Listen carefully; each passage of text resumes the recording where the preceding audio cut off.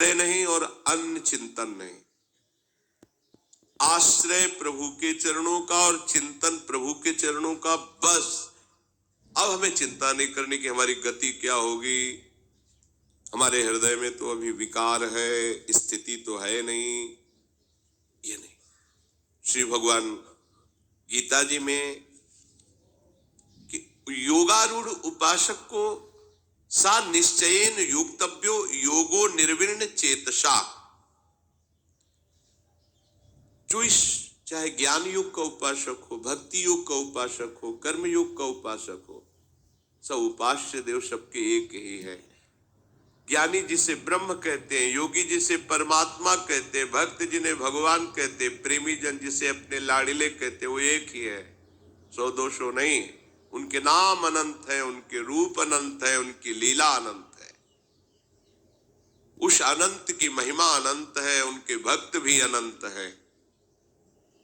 उपासक को चाहिए पहले ये निश्चय करे कि मुझे केवल भजन करना है। इसका फल क्या हुआ, इसका परिवर्तन हमारे हृदय का तो नहीं हो रहा, हमारी मांगी हुई वस्तुएं नहीं मिल रही, हमारी चाही हुई स्थिति नहीं आ रही। देखो, प्रभु का नाम सत्य है, प्रभु का मार्ग सत्य है और प्रभु भी सत्य है, संशय की किसी भी तरह से कोई गुंजाइश नहीं है। एक श्री विद्यारण्य नाम के बड़े महापुरुष हुए हैं, कई बार सत्संग में सुनाया है। मां गायत्री सर्व सामर्थ्यशाली है, जो भी कुछ भी सब वो देने में समर्थ है। श्री कृष्ण स्वरूपा ही हैं गायत्री जी। ब्राह्मण के घर में जन्म हुआ था, यज्ञोपवीत हुआ, खाने के लिए भी व्यवस्था नहीं थी, तो विचार किया अब गायत्री का अनुष्ठान करके हम धन की प्राप्ति करेंगे। 24 लाख का एक पुरस्चरण होता है, 23 पुरस्चरण किए। बाल्यावस्था से वृद्धावस्था की तरफ गति हो रही, जप करते हुए गायत्री के, लेकिन कोई फर्क नहीं पड़ा, परिस्थिति बिल्कुल नहीं सुधरी।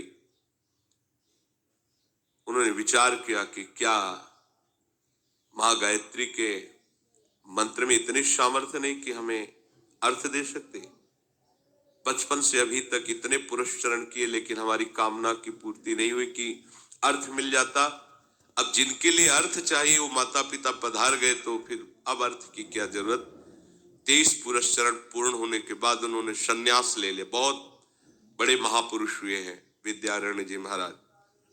जे ही संन्यास लिया तो अनंत सूर्यों की कांति प्रकाशित करती हुई मां श्री गायत्री जी प्रकट हो गई और उनका, अब तुम चाहो तो ब्रह्मा का भी पद प्राप्त कर सकते हो, क्या चाहिए तुम्हें।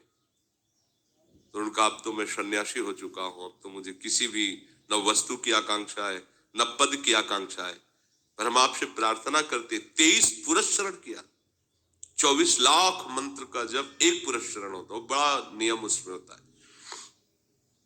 आप उस समय क्यों नहीं आई जब मुझे धन की आवश्यकता थी, मेरे माता पिता की सेवा के लिए मुझे जो जो व्यवस्था चाहिए थी बिल्कुल नहीं हो पाई, और मैं आपको इसीलिए पुकार रहा था, मंत्र जप रहा था कि आप आती और धन दे देती, मैं अपने माता पिता की सेवा करता। अब तो पधार गए।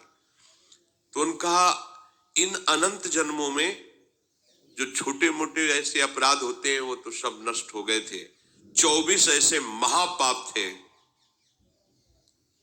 जिनको 23 पुरस्चरण के द्वारा तुमने 23 महापाप नष्ट किए। अगर एक 24 वहीं कर लेते तो भी मैं प्रकट हो जाती, पर संन्यास लिया तो एक पुरस्चरण का उससे वो अपराध नष्ट हो गया जो अब तुम जो चाहो मांग सकते हो। ब्रह्मा का पद, परमेष्ठी पद भी प्राप्त हो सकता है।